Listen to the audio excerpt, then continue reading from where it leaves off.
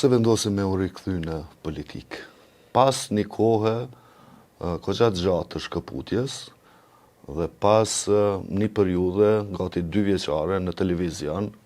ku besoj që jeni mirë, e ke pas një lloj komoditeti, e ke pas një stabilitet, dhe tash duhesh me u marrë me politikë aktive. Në fakt unë komendu që kam mbyll këtë kapitull, pra era e fundit që kam marrë pjesë në zgjedhje ka qenë para 9 vitesh, në 2017, në zgjedhjet e fundit kur kam marrë pjesë. Dhe nuk është se ka mungu shumë në kuptimin e asaj, domethënë ndodhja brenda kuvendit dhe betejat politike, ndoshta pse ka qenë një fazë jashtëzakonisht e rëndë në kohën kur na kemi qenë deputet. Dhe si thua, mbase ka menduar që është koha për një gjenerat të re e cila vjen në politikë në kuptimin edhe të mendësisë edhe të përgatitjes së një gjenerate tjetër, por siç po shihet, ne nuk po mund të dalim nga ky rreti vicioz ku jemi futur, dhe duke i njohur që protagonistët të cilët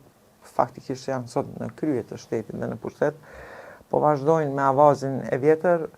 më zhdukur që betejë po bëhet disi e pashmangshme, posaçërisht në ditën kur po përfundonte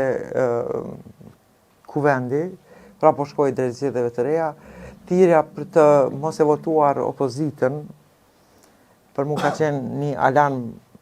jashtëzakonisht i rëndësishëm për demokracinë, dhe rreshtimi im në këtë rast ka qenë, si thua, më shumë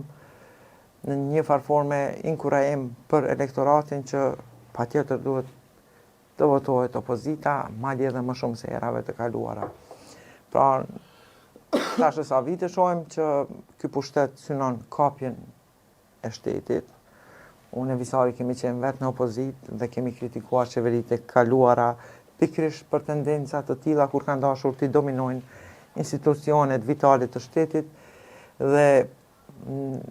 tani kjo po ndodh në përmasa shumë të mëdha që më është dukur disi e rëndësishme që betejën politike duhet ta bëjnë edhe njerëzit të cilët me të vërtet janë të rryer në beteja politike. Po, ka qenë vebi shumë ma lehtë, si thosh, rahatia ime personale në debate televizive, ku je jashtë lojës, ku e bën analizën e asaj çfarë, po më zhdukur që është e pamjaftueshme për situatën ku ndodhet Kosova. Kjo ka qenë vetëm arsye pse kam vendosur të futem në listë,